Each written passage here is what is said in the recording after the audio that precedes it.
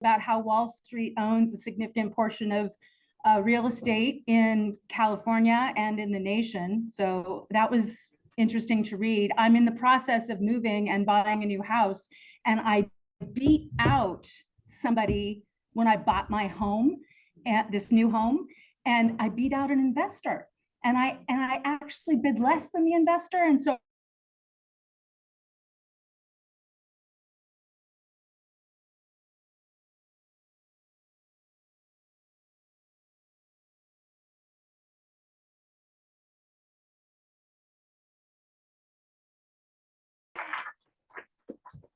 public health message.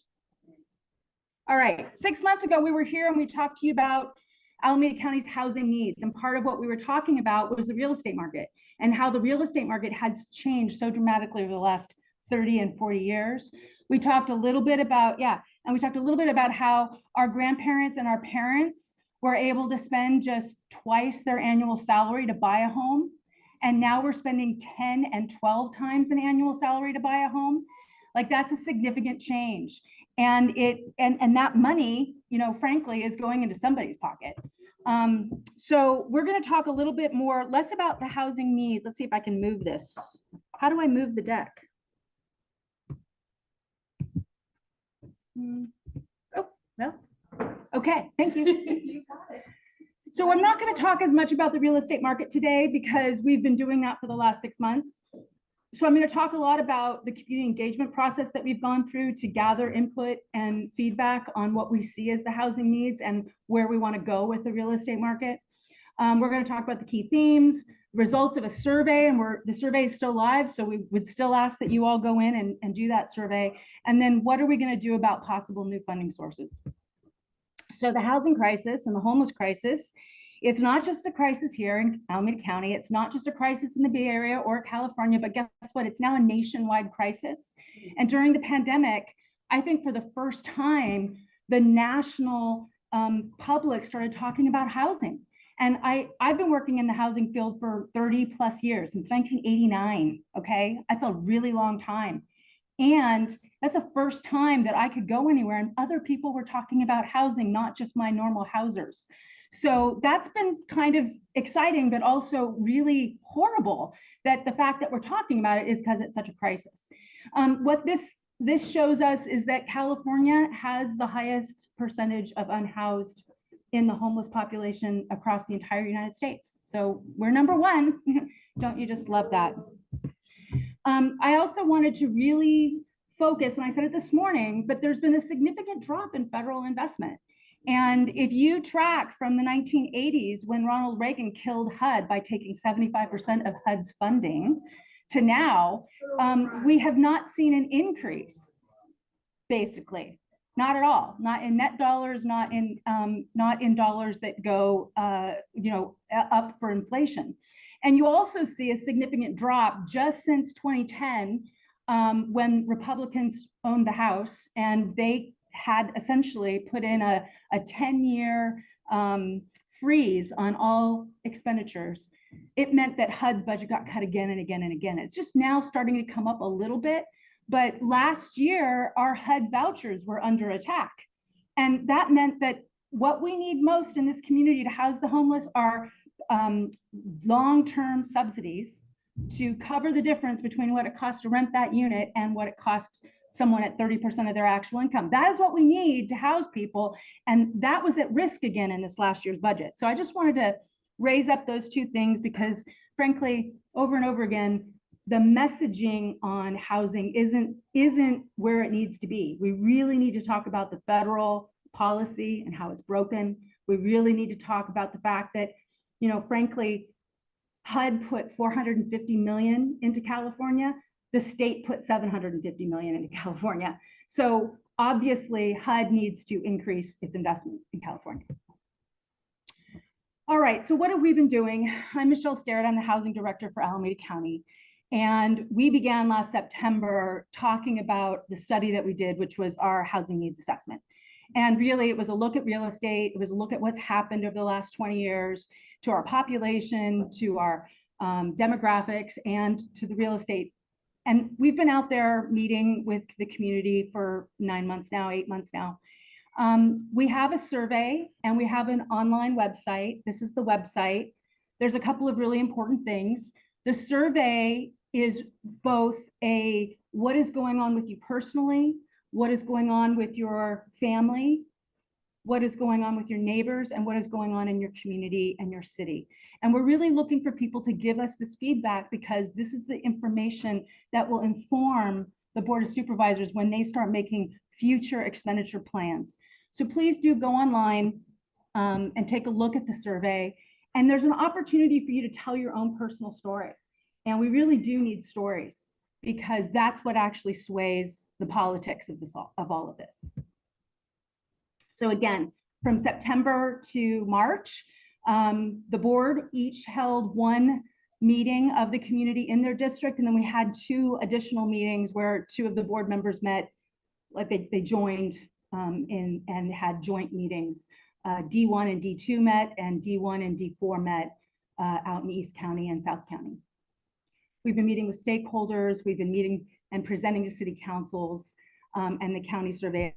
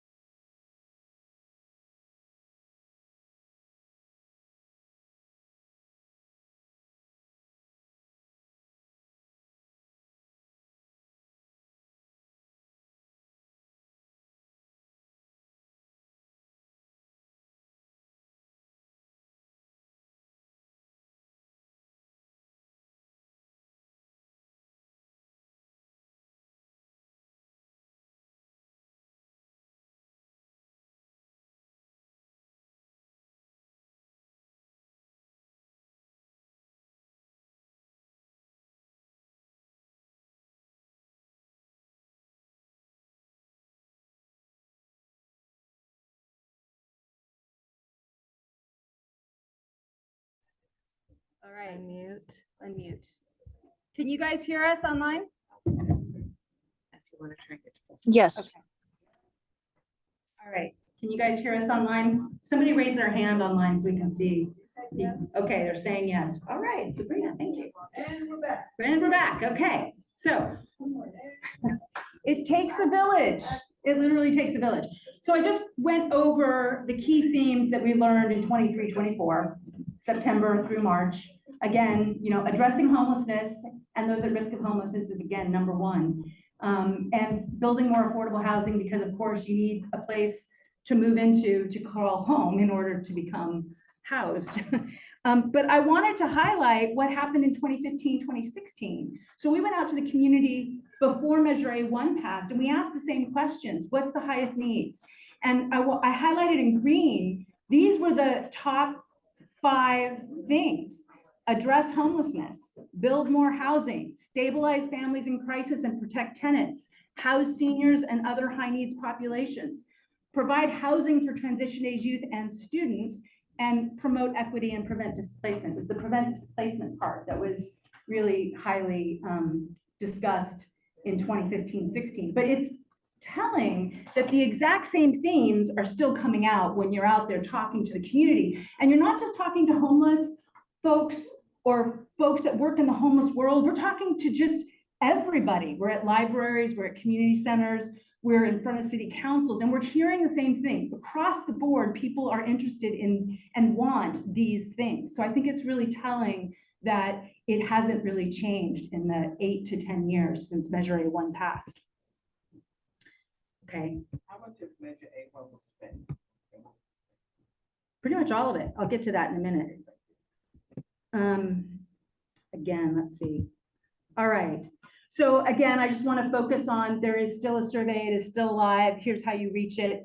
Please do go online. I'd love to talk about people who wanted to come forth and learn about speaking about this in public, and I can make that ask at the end.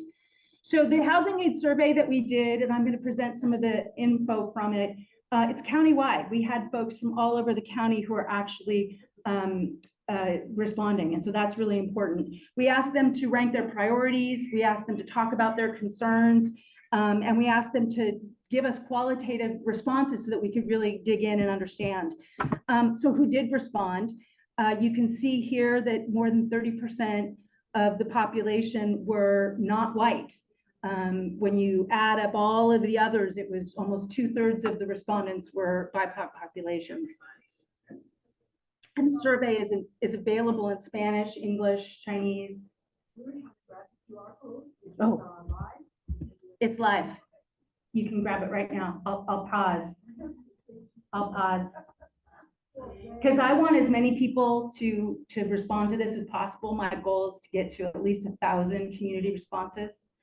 And we're at 750 now, so it's good, right? I'm getting there. I'm getting there.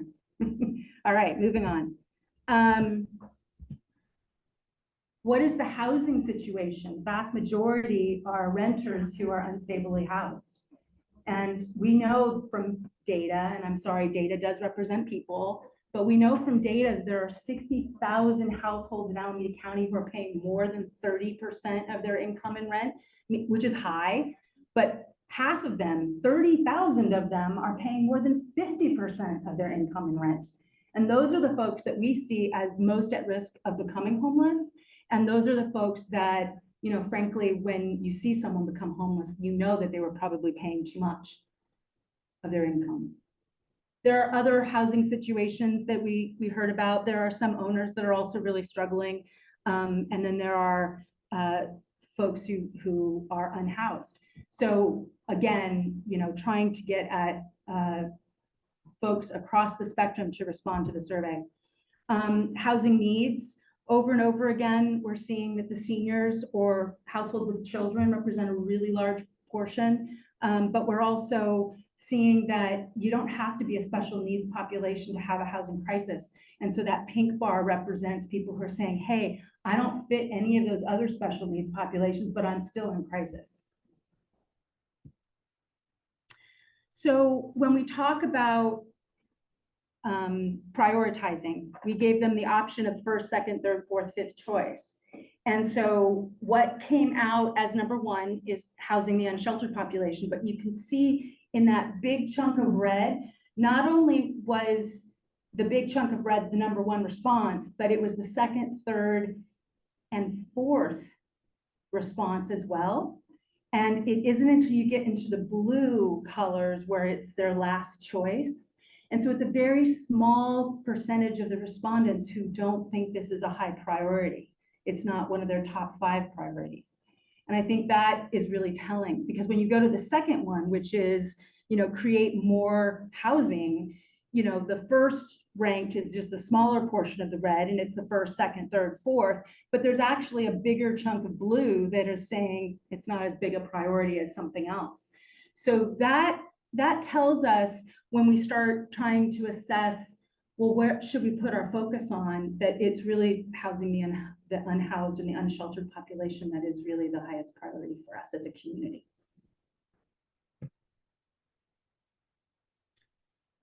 We were also talking about, select which impacts people had personally experienced, and rent is rising faster than their incomes, and they are strongly considering relocating, and they are, a friend or a family member is moving because it's too high, it's too costly to live here. So these are some of the things that everybody is experiencing. Now, federal funds have decreased significantly over the last 20 years. State funds are just now coming into a higher percentage, and they're providing that down to local government, which is wonderful. But generally, you need local dollars in order to actually get an affordable housing unit built. And so in 2016, we passed Measure A1, and I'm going to do a couple of quick slides on Measure A1 because we did have a huge impact. So for instance, $580 million was passed. It cost about $1 for every $100,000 of assessed value of a piece of real estate. So if your home is assessed at $1 million, not valued at the market rate, but assessed by the tax assessor, you're paying approximately $100 a year. So that gives you the scale and scope for 20 years. And so that gives you the scale and scope of what Measure A1 costs the community. We spent the vast majority of the money on rental housing. And this is a slide that shows all of the rental housing units that we have built. For the most part, we've only got about 14 projects that are still about to start construction, but 51 total projects with almost 4,200 units are what we made commitments to. And of those, 1,220 are for extremely low income, 20% are below area median income. So we were able, with this significant investment, to create new affordable housing countywide. And what does that look like? It really looks like this. It's new apartment complexes. And it leveraged state and federal funding significantly. I think we're at 6-to-1. So for the $425 million, we brought in several $1 billion worth of money that helped us build these buildings. And frankly, a huge number of construction jobs. And those jobs might, only be for the 12 or 18 months that project is under construction, but they're still jobs. And we more than met the board's goal of hiring locally. So that was good. The down payment assistance program, it was $50 million. We've helped 225 first-time home buyers so far. The third round is coming up shortly. The housing preservation program was really about helping low-income homeowners stay housed and stay in their homes, making major repairs like accessibility improvements, plumbing, wiring, electrical, things like that, roofs. And the vast majority were seniors and disabled. We spent the acquisition and homeownership fund on acquiring 2 hotels through the Home Key program. And so H&H and HCD, we worked collaboratively to get those hotels up and running, and both of them are about to start construction and convert from shelter to permanent supportive housing. It's 240 units, so we're really excited about that. Oakland far exceeds that, and we'll let Emily talk about that in a minute, because we only went after the first round, and they've gone after every round, so that's good. Innovation Fund is launching this summer. We're spending about 7 million of it on pre-development costs for small emerging developers, and we're spending about 3 million of it on tax defaulted properties, again, to try and help emerging developers get into the real estate game. So what's next? So obviously without dollars, without money on a regular basis, we can't build more affordable housing. So really it does get down to, we need more money. So how do we accomplish this? There's several ways, but taxing ourselves is really it. It really does take us choosing to increase the amount of money we spend personally in order to create a public policy goal. So this public policy goal is to build more affordable housing. And so we would need to tax ourselves. And there is a bond measure that will hopefully be on the ballot in November of 2024, $10 or $20 billion across 9 Bay Area counties. And in Alameda County, we would see about 1.3 billion if it was a $10 billion bond. So this bond is being proposed by the Bay Area Housing Finance Agency. That is a arm of the Metropolitan Transportation Authority. And we're hoping that they're going to be placing that on the ballot in June. The Metropolitan Transportation Authority, MTC. Commission, I got it wrong. Metropolitan Transportation Commission. It's down there in the corner. And the Bay Area Housing Finance Agency is an arm of that.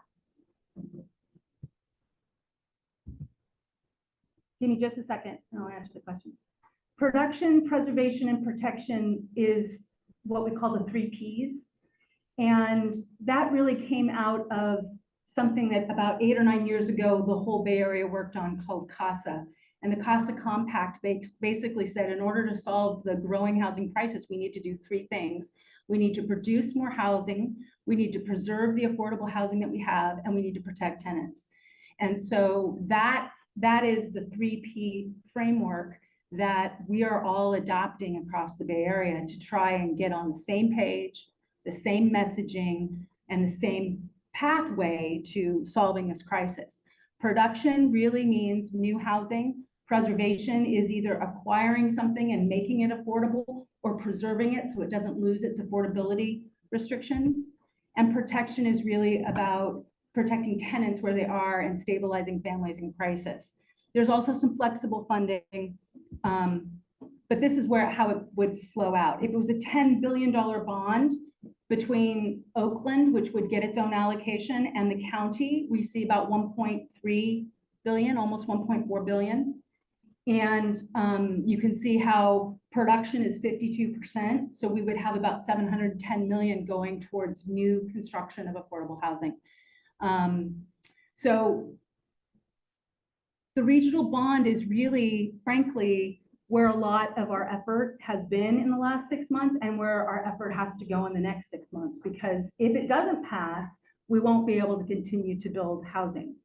And one of the most important things to note, when Governor Jerry Brown ended redevelopment, he ended the single source of funding that was consistently available for affordable housing. 20% of all redevelopment went to affordable housing production. And we had a sense that there was money available that would allow us to continue to move forward. That ended in 2011. Since then, we've had no consistent source of funding. And what we're seeing is developers going out of business, fits and starts. There's not enough resources in the system in order to keep our engine of building affordable housing moving forward. So we've got to find a way to have a consistent ongoing source. I'm happy to answer any questions, but before I do, I just want to say, we really do need a speakers panel. We need people who can get up and talk about how important housing is to them. And so I'd like to encourage all of you to start volunteering. Go to our website, tell your story. There's a place where you can record a video. There's a place for you to type in a response that says why housing is important and how you lost it, or how you see that it impacts your community. So I just really would love for you all to help that, because that's what will help me when I go in front of the Board of Supervisors and ask them. It will help Jonathan. It will help all of us tell the story of why housing is important. Happy to answer any questions.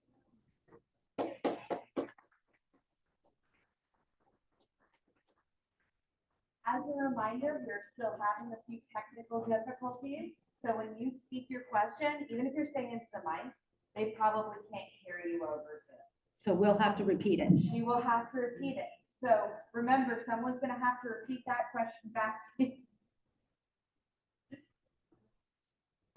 Thanks, Mo.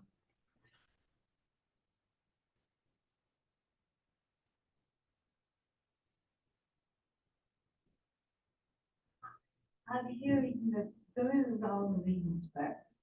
And I wondered whether the California has spent about $25,000 per homeless individual over the last 5 years, per year. It's not taking that one. And the family must be resolved. That seems to be a considerable amount of money. There must be something that is not working. I don't know exactly what your possible is, why it was but I know there's common little persist and whether you think that actually building more housing is the way to actually accomplish that. Yes, I think that's a great question. So the question is, given the amount of money that's being spent, and you're quoting $25,000 per year per homeless individual, and that may or may not be, I don't know that number, so I assume it's correct. How come that isn't solving the problem? And is housing really is building new housing really gonna solve the problem? So let me start, and I'm happy to have others like Jonathan step in and also answer some of these questions. But let me just start by saying, if you were paying $2,000 a month, 12 months of the year, that's $24,000. And if you are a senior on SSI, you don't have $2,000 a month. You've got $900 a month. And so obviously you can't afford that $2,000 a month payment. And so the subsidy that you need is a minimum of $1,800 a month. So that goes a long way towards that $2,000 a month or that $25,000 a year. But now let's talk about services and services coordination and healthcare needs and mental health needs. And now we're talking about case management. We're talking about medication. We're talking about all kinds of additional things that someone coming out of homelessness needs beyond just that home that they have to pay for. And so $25,000 is actually not enough per year per homeless person. If you're looking at the jail system, you're paying $110,000 per person jailed every single year. We pay more to put people in jail than we do to support the homeless infrastructure. If we had $100,000, we don't even need $100,000. We need something like $35,000 per year per homeless individual. But I don't necessarily know that we're actually spending $25,000 consistently across the state. And there are some places that are a hell of a lot cheaper than the Bay Area, and there are some places that are just as expensive as the Bay Area. But you know, I know you can live cheaply, more cheaply in Stockton and Modesto than you can here. And so I think it depends on where you are, because we also have to employ people. We have to have workers who are able to afford their own housing. And so the cost of employing people who do this work, this is also expensive. And so that's my response. Jonathan, do you want to add anything to that? Yep. Okay. But I don't diminish the idea that it seems like it's a lot of money, right? That seems like it's a lot of money. But again, if you're going to keep somebody housed, $2,000 a month to cover the rent is barely enough, because a studio is $1,800, right? A 3-bedroom is $2,500 to $3,500.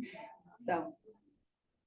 Thank you, Michelle, for giving a shout out to get volunteers on the speaker bureaus. Let me give another shout out to Affordable Housing Month.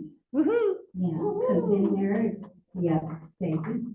if you go to their website and go to the calendar activities that they have set up, 2 of those is speaker bureau trainings for the regional bond at St. Mary's Center. And I want to make sure that people know that they can come on out. Thank All you. right, I want to repeat that. So we are coming close to Affordable Housing Month, which is next month in May. And if you go to the EBHO website, you can see that St. Mary's Center has some speaker bureau trainings that are going on. And we want to encourage everyone to participate in the speaker bureau training. And I particularly ask and beg for more speakers. So thank you very much.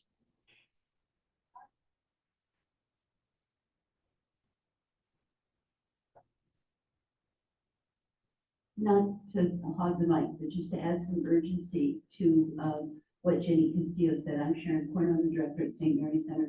Thank you for the shout outs earlier today. I do love the story about us doing housing navigation in the tent during the pandemic.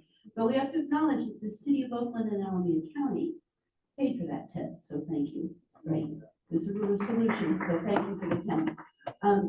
Jamie mentions our community speakers for training. I'm going to take just a minute, Michelle, to tell everybody in this room why you are the most important person on this issue. Because folks remember last year there were a bunch of equity forums. We did one. You came and spoke.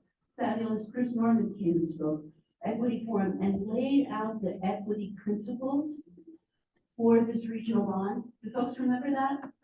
And when the St. Mary's seniors went in February to the Bay Area Housing Finance Authority, do you know what the equity language said? Give me one.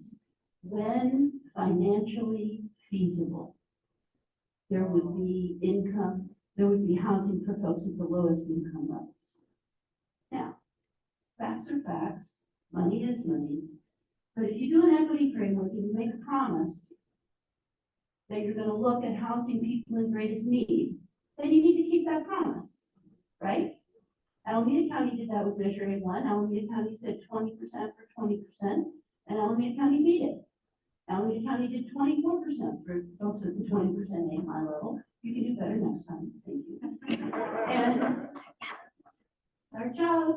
She's not elected, but it's our job, right? But when we got there to the regional allocation, they said when it's financially feasible, and St. Mary's seniors weren't hearing it. They came back time and time again. We got a commitment out of the regional that they will produce a report. We're going to make sure it says acutely low income, meaning under 20% area median income, right? It's the only place in the world that everybody knows what AMI is, right? And we'll continue to do that. When we come to Oakland, when we come to Alameda County on the expenditure plan, we're going to be louder. We're going to expect more. You did 20% last time. You need to do more next time, right? The City of Oakland has a racial equity framework. We want to see the results. We want to be in conversation. We appreciate your accessibility. We appreciate your willingness to come. Your stuff doesn't say financially feasible, okay? But it's critically important for each and every person in this room, if you care about this and you want to see the results, to speak up as this bond is moving forward.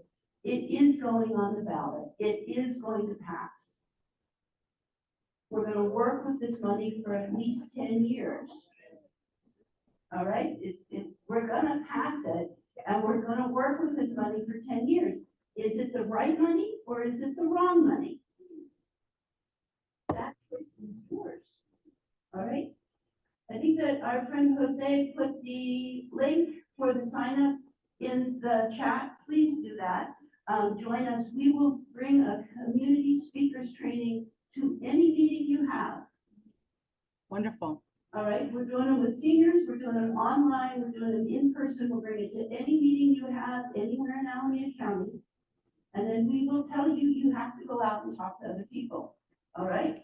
We're going to pass it, but we're going to pass it the right way. Thank you so much.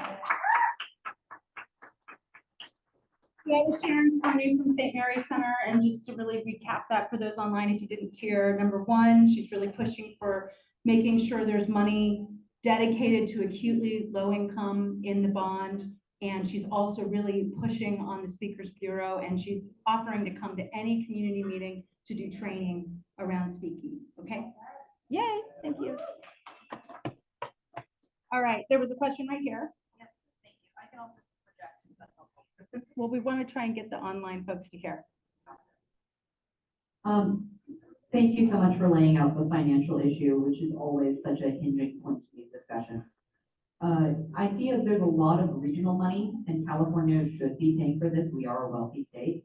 But I want to ask, what's being explored so far as getting federal funds, and what's being explored so far as getting creative federal funds? I know there's a $25 billion Clean Air Act that was recently passed, and I know that since the NPC is a partner, having the NPC being a partner so far as BAHG and infill development tends to mitigate things like air quality.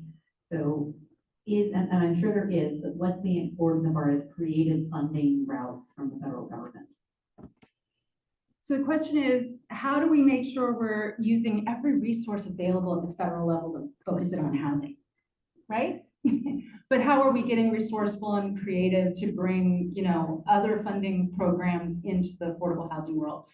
I just want to say, like, in the federal housing world and in the bigger world, there are so many grantees and so many different administrators of funds that it becomes a full-time job just to collaborate and coordinate across all of those different grantees.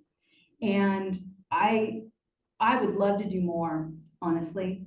And I think that we could do more, but it also is a real tax on staffing to be able to do everything that we're supposed to do and then go create new initiatives and new partnerships.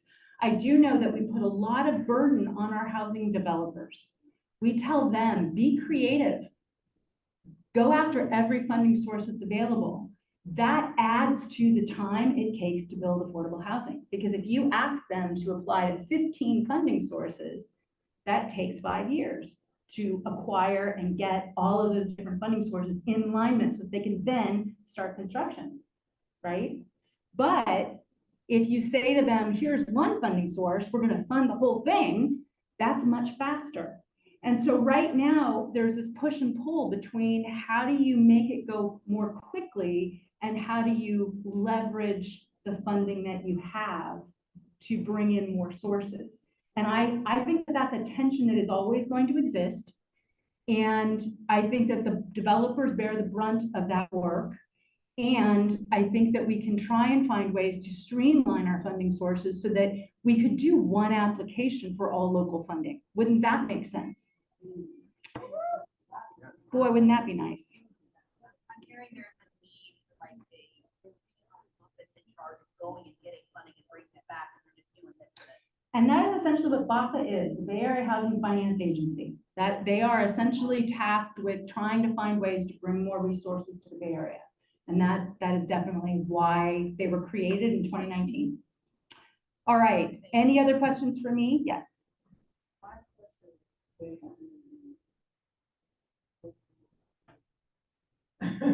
My question is, it was a question for the previous presenter and yourself. I heard a lot about concerns for housing and preventative measures, right? But I did not hear anything about tenant rights. Okay. I know that there's money allocated for legal services, but how much of that is dedicated to the education and managing tenant rights? Because there's a difference between federal tenant rights, state and county and city tenant rights. It's a Yeah. big difference. And it's imperative that specifically those living homelessness, that they understand what their rights are and what the laws are for the city and county state that they live in. And a lot of them, the recidivism comes from them not knowing that. So how are we going to ensure that that doesn't happen now? As a member of the Tenants Together Education Committee, we are working on creating a module to provide that. So I just want to know if the county, the city and the county doing something along those lines. Are you working with Fowler? Are you working with I can't remember the name in Berkeley, long name. Yes, let me summarize your question and then I'll address it. And Jonathan, you can come on up and add to it if you want. So the question is, what is the city and the county doing to increase access to tenants' rights, education, counseling, and the fact that the fact that folks become homeless again is often an issue of not understanding the various tenant rights policies between various cities. You've got different policies that impact you at the federal level if you're on Section 8 versus the state, California statewide tenants' rights versus what's going on in Oakland versus San Leandro and what rights affect folks in different cities. So does that summarize it? And what are we doing? All right, so my office funds AC Housing Secure, and we are the legal network that provide tenant backstop legal assistance when you hit the courts, essentially, because it's not funded at a level that would serve everybody and give everyone access to legal counseling, right? So what would it take? We fund about 1.8 million a year to that program. About 400,000 to 600,000 of that is emergency rental assistance or emergency assistance, and the rest of it goes to staffing, meaning the attorneys that actually help the tenants. And what we know we need is 18 million a year. That's what it would take to give everybody a right to counsel. And that's based on the San Francisco model. And, you know, basically that's the money that they were saying it was going to cost. And when we took our numbers and put it into the model, that's what spit out 18 million a year. We're obviously not funded at 18 million a year. So it would take increasing the amount. That's number one. Number two, during the emergency rental assistance program, right, we had ERAP funding and we spent the vast majority of it on back rent, right? We gave as much as we could out to cover back rent, but we did keep 2 million aside, and that was to increase services. Because we knew we were still spending that 1.8 million a year on legal assistance, we bumped it up so we could have another $1 million a year for a couple of years. One of the things we did is we built out a Know Your Rights website, and it's in Spanish and it's in English. We would love to get it into more languages. I think it's important to understand that that Know Your Rights training is very basic. It doesn't dive into necessarily the differences between Oakland and San Leandro and Hayward. It really is, call us, here are the different scenarios, here's what your rights are, call us if you have more questions. So I think we do need to sort of find a way to leverage other work because obviously it's an underfunded program. Jonathan? He's doing more. Just really quickly, I think that's a key question, and you know, it was implicit in the model, but like those partnering providers, legal services have to be embedded deeply. So using the model that I'm familiar with in Keep People House Oakland, East Bay Community Law Center, that long acronym, they were a core partner, one of 3 that were embedded right alongside. So you have this bi-directional way where folks might present for legal services, and the needs might be legal services and kind of the preventative supports, where we can immediately start working together, or vice versa, folks might present for prevention because they think they need to be rehoused, but they need that tenant support, and so you can, but sometimes folks don't always need both, and sometimes folks need one but present to another avenue, and so you have to have that embedded working relationship. From a homelessness prevention perspective, I think it's almost the inverse, where it's like the core is prevention, and then where is legal services where indicated. So it has to be embedded that you can add it.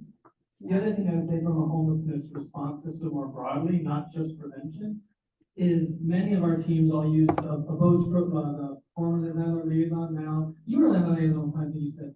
Those models, we work that every housing navigator should be supporting that person-to-person tenants' rights training when as folks are moving into housing to sort of be that advocate. We also do the housing education supports like across the community and housing resource centers. But to your point, the power dynamics in those situations, the amount of people that are sort of self-evicting, right, just because of the pressure and harassment is super high. The last thing I'll say is that's so important for the folks that are unleased. They're unleased the house. The assumption is that they have no rights, but they do, even without that lease.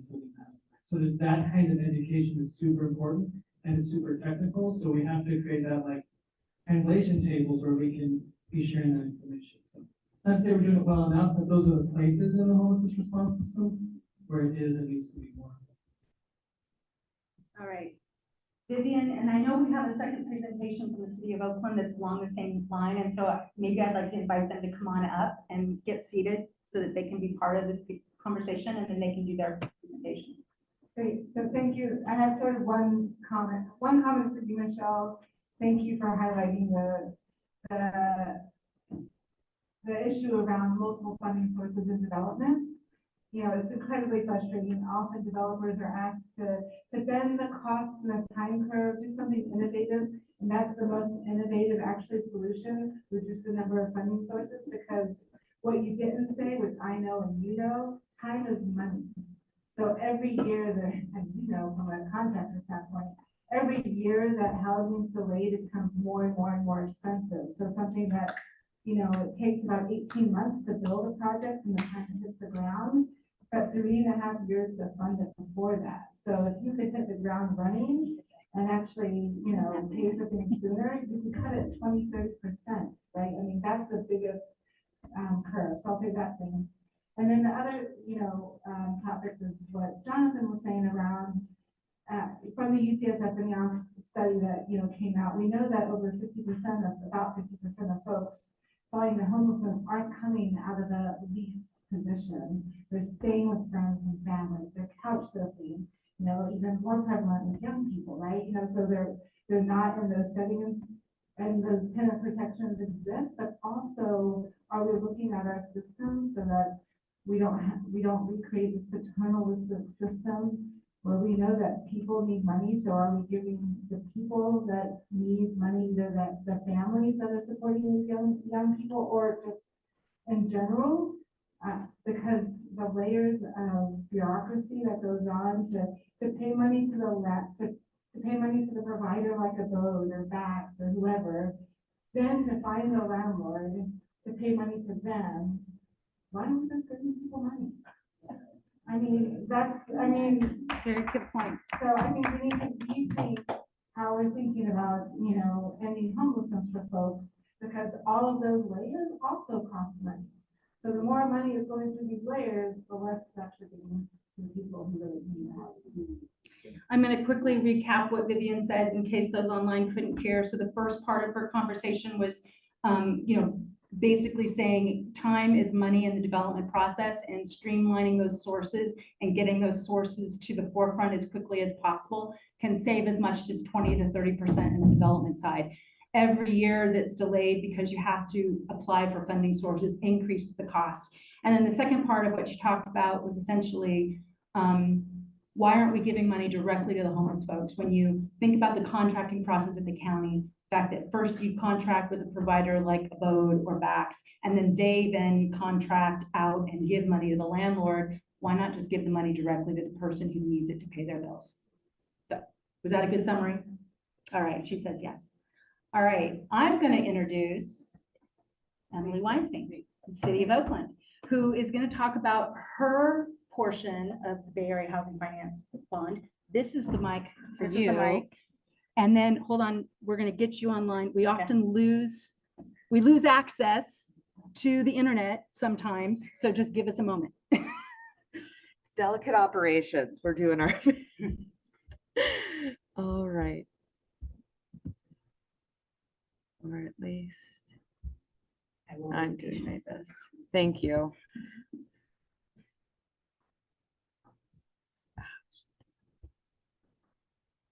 I hope everyone sees that. That's what I was trying to do. All right, so I had it in PDF format, if that's okay. Yeah, it's fine. Fantastic. So remember, we were trying our best.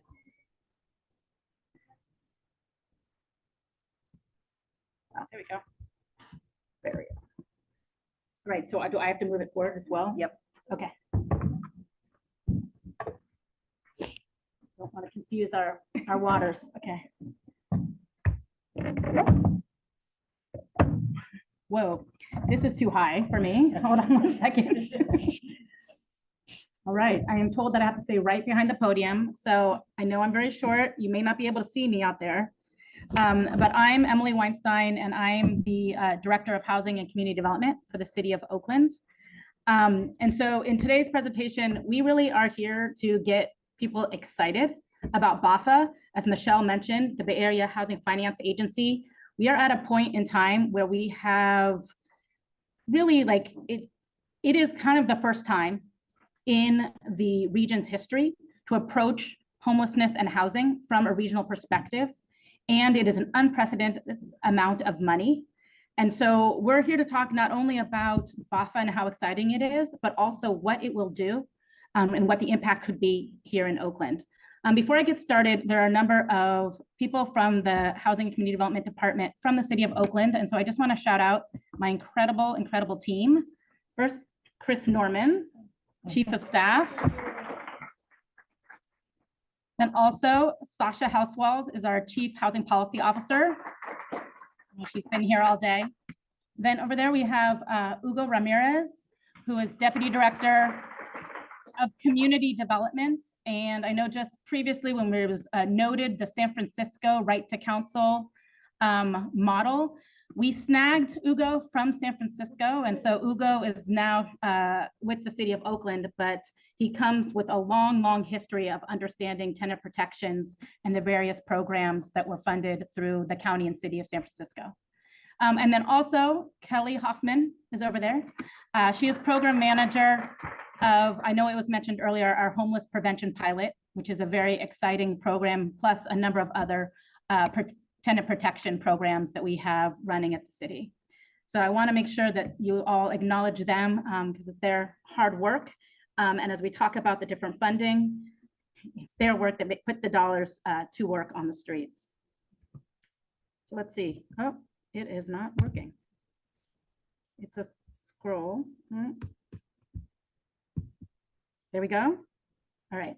So what we're going to do today is we are actually just starting our kind of taking it on the road presentation around the BAFA bond. And so we have a public engagement session tomorrow night. It's our first one to discuss specifically the BAFA money and what it will mean for Oakland.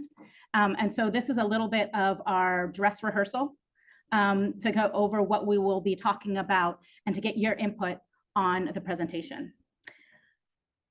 So we will talk a bit about BAFA. I know Michelle mentioned a few things, but we will reinforce those because they can't be reinforced enough. Talk about what the regional bond means and a bit about ACA 1, which is also crucial in terms of passing the bond measure in November. Then we're going to talk about Oakland's equity framework. It was mentioned before, but we have engaged basically this time last year. We did a significant engagement. I know I look at around the room, there are a lot of people that were involved in that process. Engagement process around a strategic action plan. And that strategic action plan was put in place not only to help us figure out how to prioritize and use Measure U dollars, which was the local bond that was passed, but also put in place the structure to allow us to spend the BAFA money if in fact it is passed in November. So we'll talk about the strategic action plan and what that will mean if it's supersized with BAFA dollars. We'll probably won't talk about the Alameda County planning process since Michelle just spoke about it. And then we'll open it up for discussion and next steps. So what is BAFA? As Michelle mentioned, it's the Bay Area Housing Finance Agency. It's the agency leading the bond proposal, and they have the power to raise the region-wide funding through ballot measures. And so they just approved a resolution last week to put a $20 billion bond on the November ballot. It's the first regional housing finance agency in the state, and it was created by the California legislator. And the mission is to address housing challenges, affordability challenges at scale, and it collaborates, and this is really important that it's collaborating with all local governments across the region. The regional bond, it's been discussed. It's a $10 to $20 billion 9-county bond. It'll be a general obligation bond. And so the primary focus is funding for capital needs, and we'll discuss what that means in our presentation. We talk about it as 10 to 20 billion. I like to just say it's 20 billion. So what is a general obligation bond? A general obligation bond is issued by the government and it's purchased by investors and repaid by property owners For Oakland voters that are in the room, we all, thank you to everybody, passed Measure U two Novembers ago, I guess was November 2022, which was the largest general obligation bond for the city of Oakland to invest money in affordable housing. So HCD now has the incredible honor to allocate $350 million over the next several years towards the production and preservation of affordable housing. And in that same way, this would be a general obligation bond at the regional level to provide additional funding. In a general obligation bond, property owners pay for the bond with an increase in their annual property tax based on the assessed value. So the region-wide voters must, right now, in order to pass the general obligation bond, the region-wide voters must currently approve the bonds with 2/3 of voters. That is a very, very high threshold. So one of the, I got ahead of myself. In the general obligation bond, the BAFA bond, the way it is structured is that 80% of the funds will be allocated to counties and to cities. And so Michelle mentioned that there'll be a portion that will be allocated to the county. And for Oakland, we would have a direct allocation to Oakland. 20% of the money will be spent by BAFA. And basically it becomes like a public bank where they are able to invest those 20%, raise additional funds, and have an ongoing source of funds for affordable housing, which is really important because with the loss of redevelopment agency, like Michelle said, we haven't had a consistent source of funds to put towards affordable housing. And without that consistency, it becomes really hard for developers and for policymakers to sort of bet on the future. The BAFA bond at this time, if it is passed at if the language is for $10 billion, then Oakland would receive about $380 million. If it's $20 billion, then it'll be double that. The purpose and the goals of the bond are the 3 Ps: production, preservation, and then there's a flexible pot. BAFA has established certain spending guidelines, and those guidelines they're established, but there's also a lot of flexibility in there.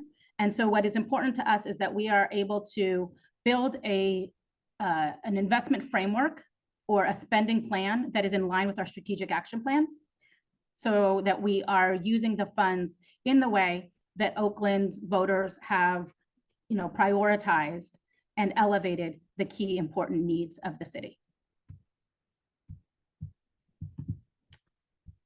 I'm gonna just move past this. Michelle spoke about it. We'll move past that one too. All right, so just in terms of the timeline, just last week, the election, there was an election resolution to place a general obligation bond on the November 2024 ballot for up to $20 billion. Next up, there will be a election resolution to place the ballot, to create the ballot documents. And then we will vote to approve the election resolution and ballot documents in June. Another item that will be on the ballot is ACA 1. And this is an Assembly Constitutional Amendment number 1. What this constitutional amendment does is lower the voter threshold for the passage of a general obligation bond. And this is really important because it's very hard to get 2/3 of voters to pass a bond, right? And so what this does is lower it to 55% so that the bond is more likely to pass. This is something that was already done for school districts, and this would be extended then to general obligation bonds like the BAFA bond if it is passed. So when we think about the BAFA bond and we're doing all of the campaigning and talking, though we will not be campaigning, though we will be talking to voters, it's really important that we not only are talking about how important BAFA is, but that we're also looking to pass ACA 1. Yeah.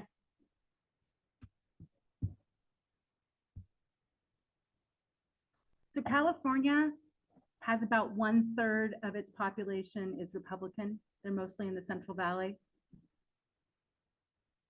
But we know that they're never going to vote for public health important issues like this statewide. And so in reality, these infrastructure type general obligation bonds are being controlled by a minority of the population. So a 67%, 2/3 majority is actually controlled by the minority. And so when we start talking about the importance of lowering that threshold down to 55%, it's so that the majority of the state of California can vote and have their voices heard, not the minority of 1/3.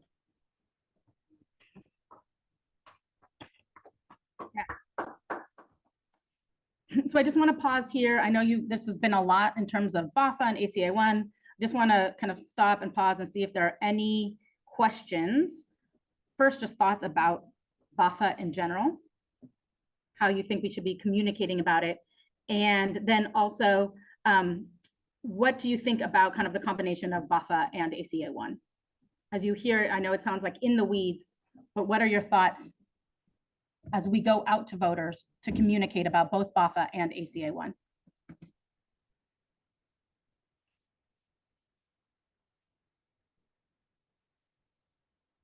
I have a pretty basic question, which is just that, do you have a projection of how many units of affordable housing this will produce in Oakland compared to the demand for affordable housing in Oakland? Like, are we talking it's going to cover 2/3 of the need, 1/3? Like, it'd be great to get a sense of, yeah, that. Yeah, so there was a question about what the amount of money would do in Oakland in terms of the number of units that it could produce, and then what that means for meeting the needs in Oakland. So later in our presentation, we'll get to the projections of the number of units that we imagine at different income levels, both on the production side and preservation side. In terms of the actual need, we haven't actually quantified what the total need for affordable housing is. That's something we can look into. The answer will be it's not enough money, but we can show you what Measure U can provide, and then what a $10 billion bond would provide, and then what a $20 billion bond will provide. Yeah.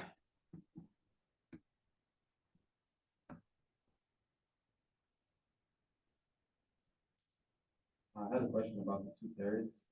I know you said the minority is like 1/3 that are controlling the 2/3 of voting, and then if we changed it, it would be a 50% or 55. I don't know exact, but would that, yeah, 5, would that open the door to like a liability of just like random bonds being passed because of the smaller majority? Is that something like I think of it as positive because you're right, the majority are voting, and that'll give the power more back to the people who are needing it. But do you have any do you have any insight on if that does pass, will it be a negative effect or a positive effect? Thank you. The question was about lowering the threshold and whether that opens things up for that could have a downside. Is that a good way to summarize? Okay. So I think that is some of the concern that taxpayers may have. I would argue that it is still the majority and it is a good use of public funds. And I think Michelle is going to speak more directly. Because I always do. I'm blunt. So 2/3 majority is part of the original state of California Constitution. And in the 1990s, we were unable to get schools built. Prop 13 stopped us from having cash to build schools. And in the 1990s, the state of California voted to reduce that threshold from 2/3 for schools down to 55% for schools. So now we can, and we do, pass bonds to build schools all the time. If you all remember, back in the 1980s and early 90s, we could not build schools. Now we can. This is an infrastructure issue. Housing is infrastructure. And so that is a precedent, and that's the precedent that we're following. All right. Yeah. So in conclusion, BAFA, yes. ACA1, yes. Okay, we're going to move on. So as I mentioned, last year around this time, Oakland engaged in a really extensive community engagement process and strategic action planning process, because with the Measure U dollars, the local general obligation bond money, we wanted to make sure that we had a plan for how to spend the dollars and that we'd leverage those dollars in a way that was most effective. So as part of that process, we engaged stakeholders from January to May of last year. We created our strategic action plan and released it in June of last year. And we have been implementing it since then. It really guides the way that we prioritize our work and our funding, and the way that we are thinking about using the BAFA dollars. I'd also note that we are also in the process right now of creating a strategic action plan that integrates homelessness and homelessness services and anti-displacement strategies into that overall strategic plan. Here on the screen is just all of the people, and like I mentioned, I see people here who participated in our engagement. We met with community members and different groups. We had engagement sessions in every city council district. We met with funding partners. We met with city partners across all the departments. And the goal was really to align around city priorities. One of the keys to our strategic action plan was to be very explicit about our racial equity goal. In the city of Oakland, we have a Department of Race and Equity, and we have what we call the racial equity impact analysis process that guides our programmatic and policy design. And so we followed that process as part of the strategic action plan. And so we are very explicit with our racial equity goal for our strategic action plan. And it states that through its resources and programs, Oakland HCD aims to equitably promote housing access for and stem the displacement of Oaklanders most impacted by racial disparities. Also part of that racial equity impact analysis process is the use of data and grounding our plan in real data, both quantitative and qualitative. And so here is just a few of the data sources that we used to help establish what our equity priorities should be. And they can include both, I should note that some of the, many of the different sources include interviews with people with lived experience. And so though it was not an additional component of our strategic action plan, it is very much embedded into the work. And this was also very intentional. We didn't want to go out after many of these various plans and processes that had already been done and sort of re-interview, re-ask these questions where we already know what the issues are. And we have and people have already spoken loud and clear for, as Michelle says, that, you know, the survey results come back and they're still the same. We know what the issues are. And so we wanted to make sure with these data sources that that's anchored in data, but we didn't want to create another process where we already knew what the results were going to be. A couple of the key data sources I just want to point out. One is the housing data overview that comes from Oakland's 2018 City of Oakland Equity Indicators Report. And as part of this Equity Indicators Report, it has a number of different data points that look at equity and provides a score of where they are on the equity score from from 1 to 100. And as you can see, there are a number of different metrics where Oakland is failing from an equity perspective. I want to particularly, note, obviously, homelessness here, eviction notices, overcrowding, but a number of the factors we all know, right, that have a disproportionate impact, particularly on Black men.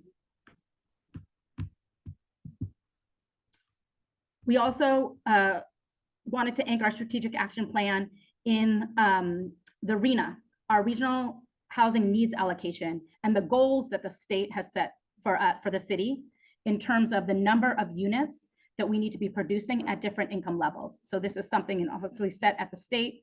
We like to say it's an unfunded mandate, but this is when we think about the goals and we think about what we need to do to meet Oaklanders' needs with housing production.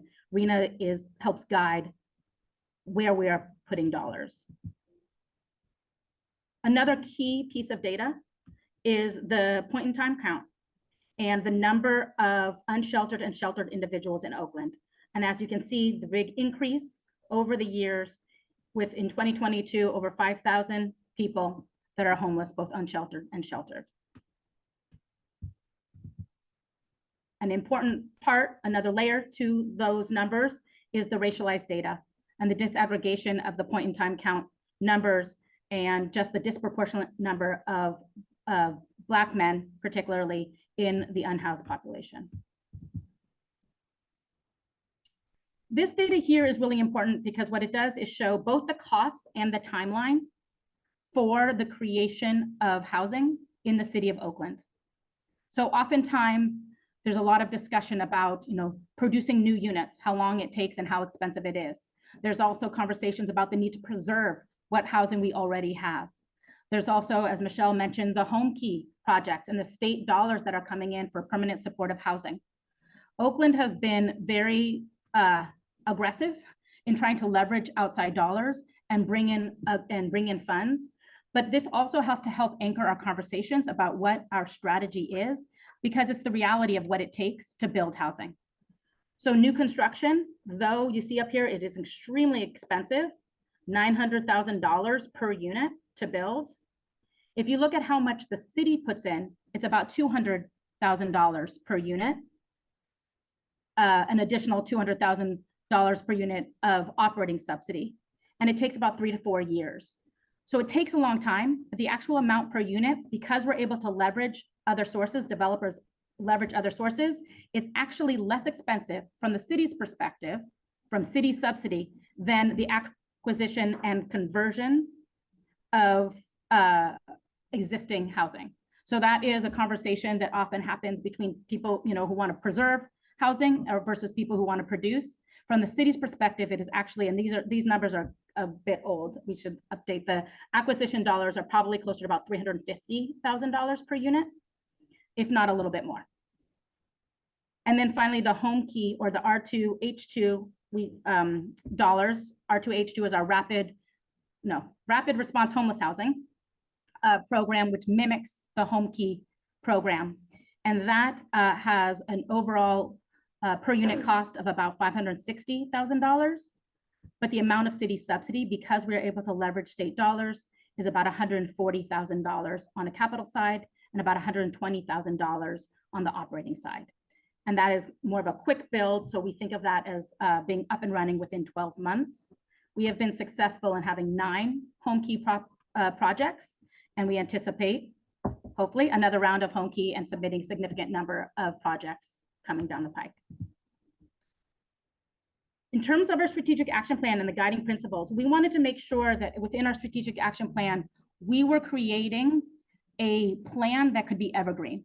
So it wasn't a plan that was going to have to be redone in 1 or 2 years, depending on the different funding sources. We wanted to have some guiding principles that would guide how we spend money and how we think about spending money to guide whether we have Measure U or whether we have BAFA.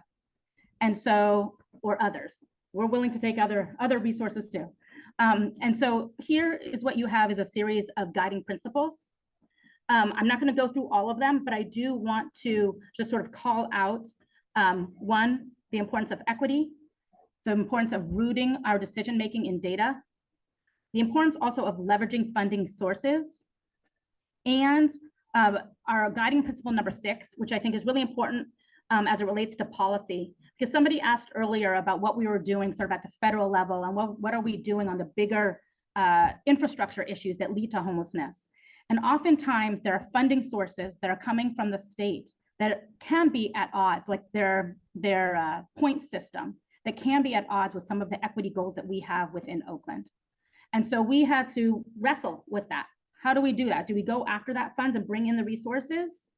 One thing that comes to mind is the way the state allocates funding for tax credits in using what they call high opportunity zones. Well, we disagree with the way that the state measures what they call high opportunity. And at the same time, we are, as the other slide showed you, totally dependent on the state and tax credits to bring in resources to the city of Oakland to produce new units. And so these guiding principles basically say that we are going to both bring in as many resources as possible while we simultaneously advocate for systems change. And so that's what these, thank you. I mean, it sounds small, but oftentimes as staff, you're wrestling with those tensions. And then finally, we created our equity investment framework. And what you see here on the slide is starting at the top, what we see as what the data shows is the biggest equity priority. Oh, I don't have Michelle's water. Okay. Is the biggest equity priority. And that is homeless units, permanent supportive housing to house people exiting homelessness. And what this slide also shows you is all the different housing needs that we know we have. So it's from, PSH and supportive housing to low-income units, to the preservation of our existing affordable housing portfolio, to the preservation and acquisition of existing units that are on the market to make sure that they are affordable in the long term. We also know that low and moderate income owner occupied rehab is important, and that first-time homebuyer support to build in intergenerational wealth is incredibly important. And so we had to look at it across race and class and look at the data, all those different data sources, and look at it from an equity perspective. And so this is what we call our capital investment equity framework. Like I said, it is meant to be evergreen in the sense that it will grow and flex depending on the different sources that come in. But at the top, it is PSH. That is our priority. And after that, then it flows, kind of think of it like a waterfall. It flows there because the number of units that we can produce for PSH is limited. Our limiting factor is having the operating and service dollars to support those PSH units. And the city does not have a lot of operating dollars nor service. That's really where the partnership with the county is important, where our partnership with the housing authority is important, and where leveraging state and federal resources is incredibly important. So based on that, then we look at the different production of units, then preservation, and finally first-time home buyer support.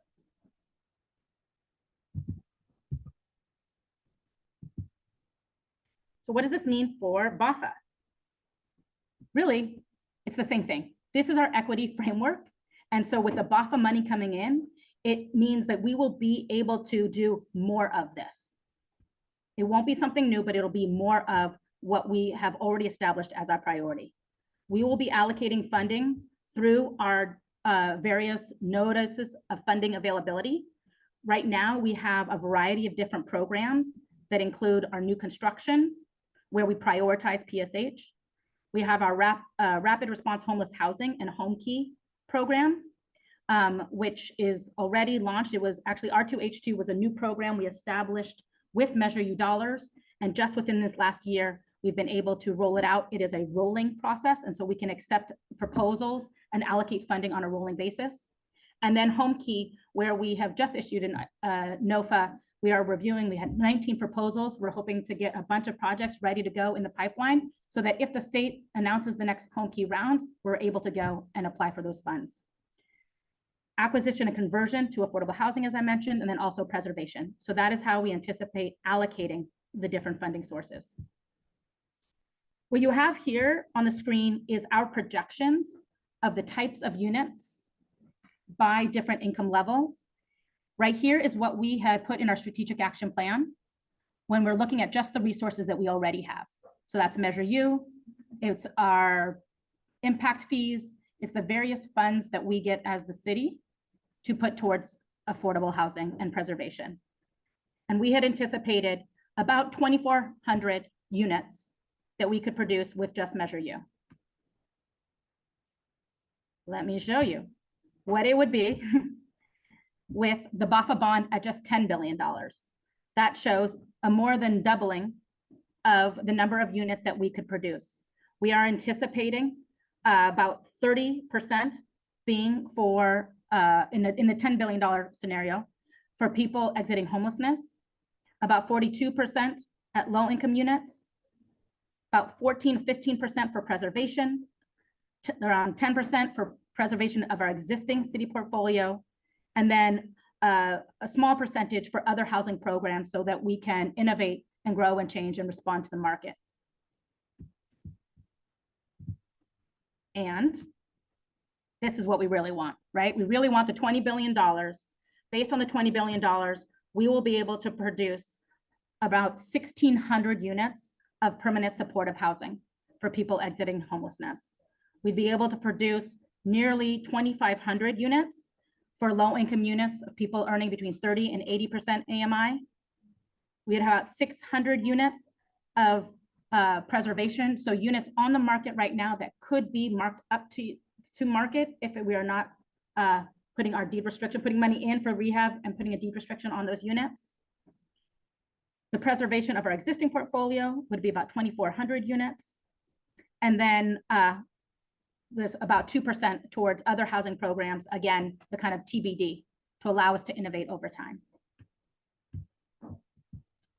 Here's a comparison of the 10 billion to 20 billion.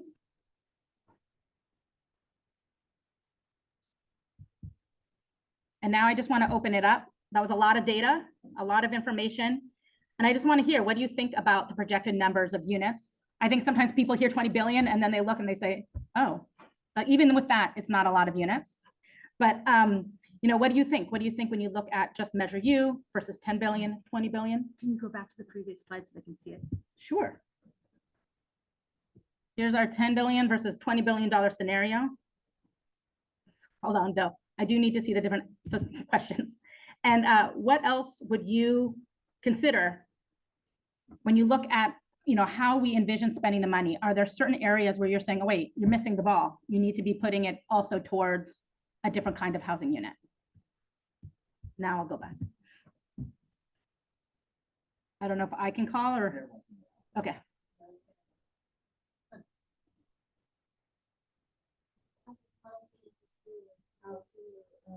Reduce the cost of new construction. Yeah. And I think that, our current, assessments are kind of overpriced because builders in Atlanta and other places around the country are constructing for a much cheaper cost. Absolutely. And I think that we should make every due diligence to follow their model rather than the existing one. So that was a comment about the cost of producing new units and the need to try to reduce our per unit cost. And I would agree completely.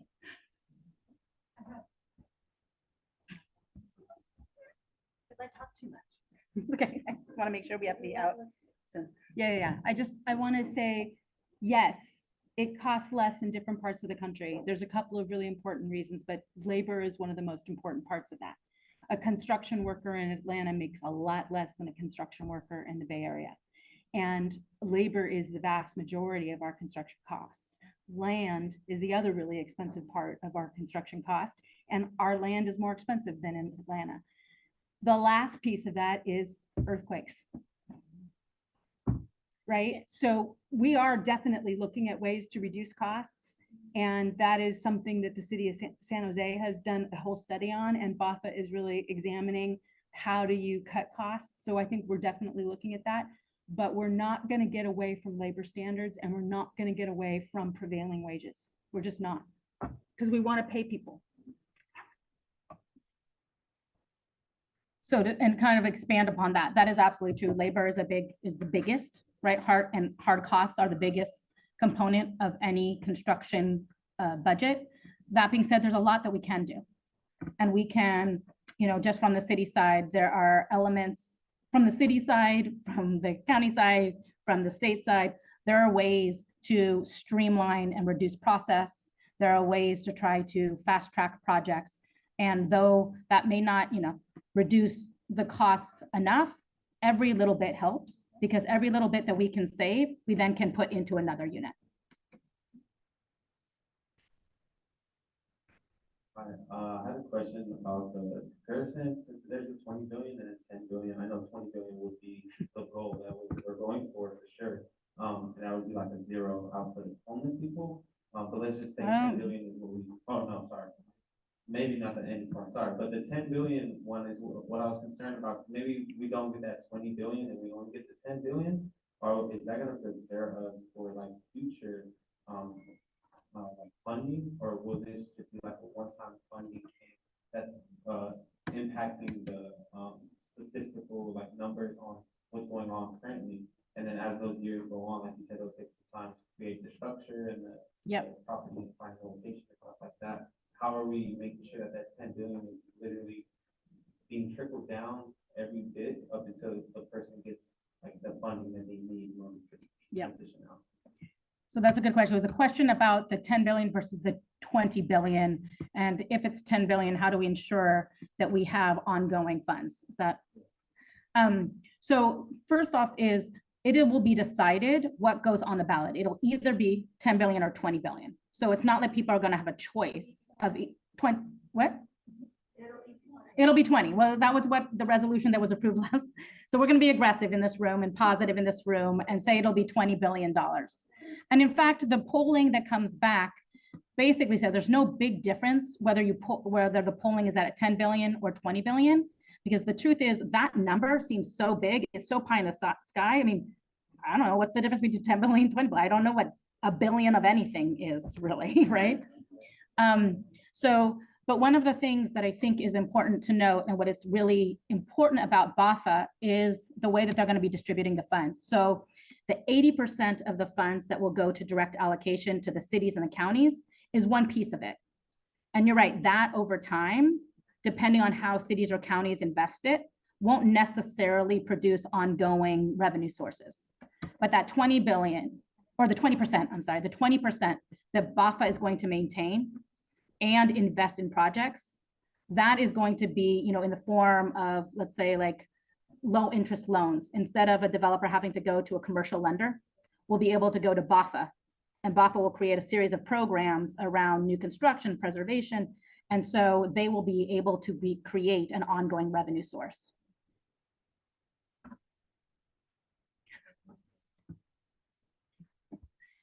I just want to call on you, but I can't. This table has some really good questions. Okay. One is concerning paying for the ballot measure. Will it go up over time, or will it stay at the $100 per 100,000? It sounds like what you're saying, correct me if I'm wrong, that the onus is going to be on taxpayers, right? Mhm. Therefore. Property owners. Property owners, but taxpayers. And so Well, everybody. will it stay steady at 100, or does it increase? Depending. Who knows about general obligation bonds? It's based on the assessed value of when you buy your home. Does that change then? Who knows? People are already struggling now, like how is that going to affect? I don't. This is beyond my public finance So understanding. general obligation bonds are placed on the ballot all the time for lots of different things, infrastructure, schools, as I mentioned. And yes, especially in Oakland, we've seen a lot of general obligation bonds. I live in the city of Oakland, and so I'm also taxed. But essentially, like Measure A1 is less than $120 a year if your home is assessed at $1 million. So that's less than a bag of groceries or 2 bags of groceries, right? And that's once a year. If your home is assessed at 300,000, you're talking about $40 a year. So it really does come down to, are we willing to tax ourselves or not? And senior citizens who own their own home bought their home a long time ago, and the amount of money that they would be taxed is in the $20 to $30 a year range, versus that person who on my staff just bought his first home at $1 million with lots of assistance from lots of people, and he's struggling to make those payments with first time down payment, blah, blah, blah, blah. He's paying the higher amount. So I think that when we think about it, we're either going to tax ourselves or we're not. And with Prop 13 passed in the 1970s, we have significantly reduced local government's ability to do anything. And we're either going to make the choice to tax ourselves to solve these social problems, or we're not. And it's not our choice as local government employees. It is the choice of the people who will vote. And if you show up and vote, you have a voice. And if you don't show up and vote, you don't have a voice. And all we can do is put it out there as a proposal And if it happens, yes, wonderful, we have a source. If it doesn't, we're back here at the drawing boards next November trying to figure out what to do next. And thank you, Michelle. The other question at the table is related to the 10 billion versus 20 billion, so we know it's gonna be 20. We wanted to know why the numbers didn't double from 10 to 20. Yeah, it actually has to do with the way that units are financed. So when we're creating new units and how we have to leverage other dollars, it's not a one-for-one. Is the most simple way to describe it without getting into the weeds with our projections and financing projections.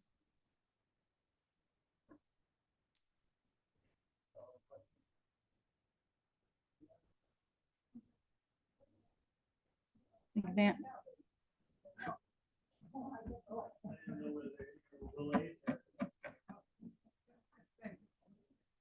Congratulations on the strategic action plan, really looks good and very comprehensive. Although I don't know if I missed it, but does it include some funds for like, assistance funds for people who Yeah. need a little help to get over humps, to stay in their houses and so forth, so on? Is that included? Yeah, the question was about the strategic action plan and whether it includes sort of protection and service dollars or additional dollars to help people stay in their homes.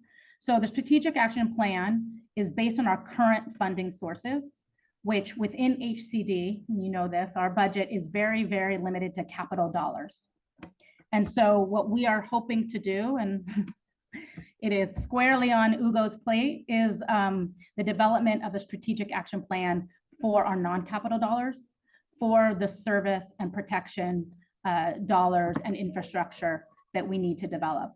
It is going to be a place where, you know, we don't have those funds, and there is a question on whether any of BAFA dollars can be used for that. But we want to develop the plan so that if we can use some of the BAFA dollars for those plans, we know exactly where to spend it. Thank you. Second question. Within the last week or so, the governor announced a selection of cities throughout California that are called pro-housing. Pro-housing cities. designation. And they are eligible for additional grants and so forth, so on. Oakland Strategic Action Plan looks good, and what they've accomplished looks good. Have a reason why you think Oakland wasn't named among those cities? I do.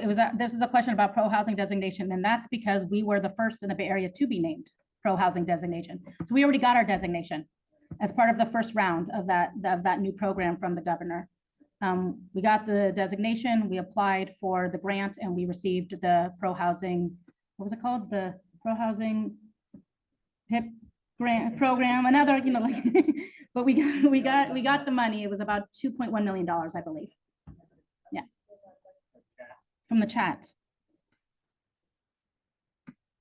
So the number of permanent homeless units we can build with this is much lower than our latest point in time count. Why not ask for an even bigger bond? So the question was about the sizing of the bonds. I actually don't know what went into, I am not a member of the BAFA board. I don't know what went into the sizing of the bond.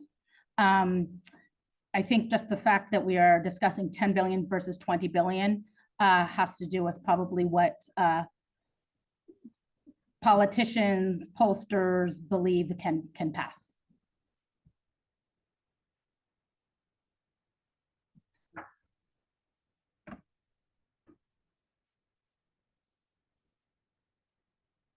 Forgive me if you're the wrong person to ask this question, so I never mean to hold someone speak to the. Go for it. fire with them.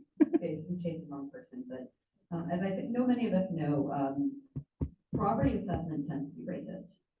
On average, Black people's homes are assessed at 12.7% higher rate than white people's homes, which means they end up funding more of these measures. So with that consideration, why, I'm gonna ask a pretty ignorant question, why are we not looking at open vacant property tax, which is only $6,000 per parcel for these massive commercial properties that sit empty for years, and raising that to the point of millions of dollars where the county or city can then seize these vacant properties and develop upon them for pennies on the dollar. This is a question about the vacancy parcel tax versus other like general obligation bonds to homeowners on the assessed value. So I think there's a lot in that statement. No, it's okay. As it relates to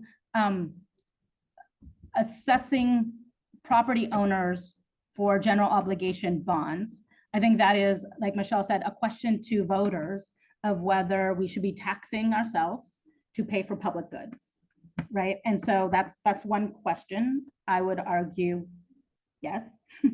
The second is specific to Oakland's and Oakland's vacancy tax, right? And I actually don't know enough right now about how much the vacancy tax is bringing in. I think there's still some question, you know, that hasn't been around for that many years.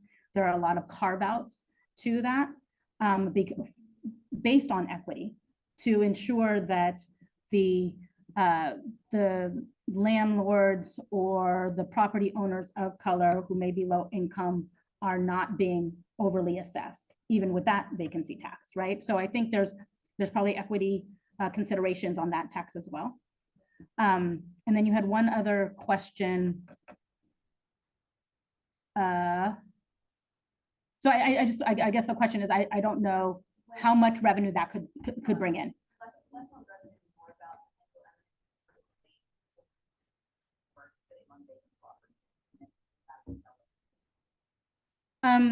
So there's a question about eminent domain and using that land for development sources. I don't actually have a question for that. I mean an answer for that. I think there is something to think about in terms of the role of a city to be a landowner or developer. That is not usually the role that the city of Oakland has played, particularly without the redevelopment agency.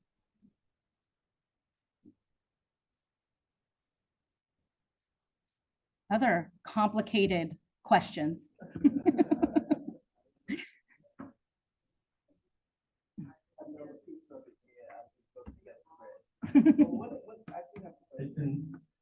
I see the term preservation via acquisition and conversion for preservation of existing city portfolio. How about the portfolio that is aging out, that's been there 30 years, whatever it is? Is there any budget included to purchase those properties that are about to age out, for lack of a better way to say, so that it's not purchased by Yes. corporate? Yeah, absolutely. So the question is about the preservation of existing affordable housing, many of whom may be coming up at the end of their like deed restriction. So yeah, that is exactly what that pot of funds would do, the existing portfolio. So there are some, you know, we kind of keep an eye on our existing portfolio. So those are properties where the city did have some investment and have a long-term deed restriction. And those are the ones we kind of are aware of, right, on what's happening and when their deed restriction is running out. Most of them are owned and managed by nonprofit affordable housing developers who are mission driven. And so it's a matter, actually, we just went to council to extend regulatory agreements on a whole host of properties to extend the lifetime of those affordability restrictions. And then we are also looking at any properties that we are aware of where they may be owned by a private landlord, where the affordability restrictions are ending. And we are looking at ways of investing where the city puts some money into, let's say, the rehab. Again, we would not be the owners. We would be an investor in the project. And that's how we then assert sort of a long-term deed restriction and affordability covenant. That would keep it then affordable. Yeah.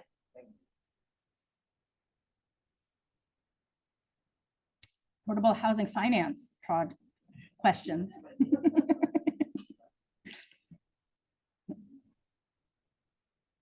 It's been a long day here. It is, but if people are still around and asking in the weeds affordable housing finance, we know it's been a good day. Is there Yeah. another chat question? I found one in the chat that I missed earlier. Okay. And actually, I think this is since we're getting in the weeds. Uh-oh. Because this one asks that they notice that the first time home buyer criteria is that a person has not bought a home in the last 3 years. So I know that sometimes comes up with first time home buyer programs, to be first time, it'll have maybe a look back period. Is there a reason it's 3 years? I don't know, so I don't know the program. They may be looking directly at the county's program that is up. So I don't want to, The county's program matches federal requirements around protected buyers, and so we're just in alignment with the federal program.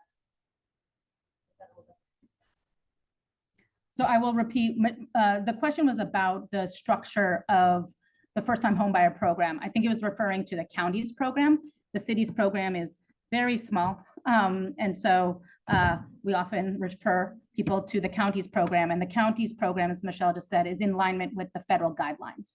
So it's not a specific program designed by the county. It is in line with their funding source.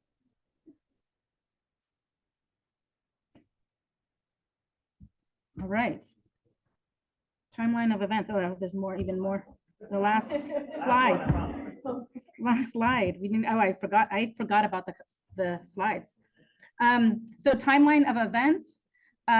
Between April and June, BAFA and the executive board will vote to approve the regional expenditure plan. BAFA board and ABAG executive board will vote to place the bond on the ballot in all 9 counties. Then November, big day, election day 2024. Remember, it's not just BAFA, it's also ACA 1. And then 2025 and beyond, if passed, the local public meetings to approve local expenditure plans will be an opportunity for the public to weigh in on different local expenditure plans. What you've seen today is our draft expenditure plan that we will be submitting to BAFA or Oakland.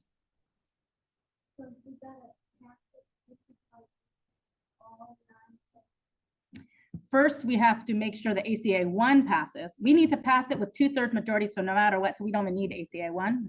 But if ACA 1 passes, then the threshold gets reduced to 55. That's why they both need to pass at the same time. That's the importance. They're both on the same ballot. right? Yeah, One statewide, one.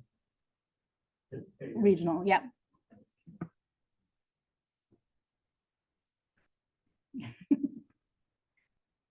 Anything else?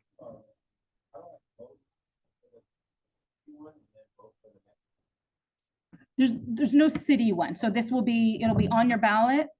There'll be the statewide ballot, ACA 1, and then I guess as part of your county ballot. I don't know exactly how it'll look on the ballot. One more slide. There's no name yet. Yeah, it will be. Widely advertised.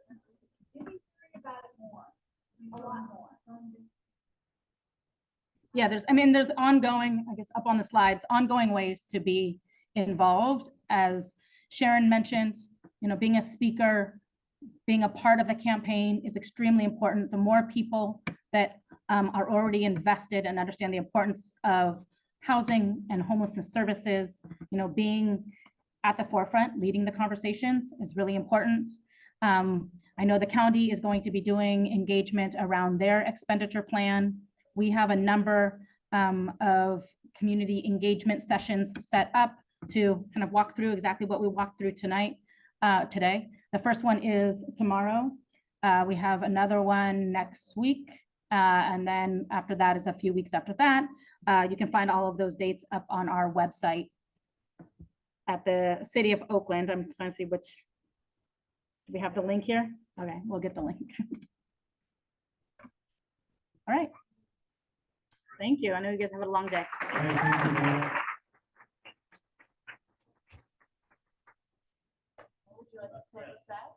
Yes, so that concludes our community meeting for this spring.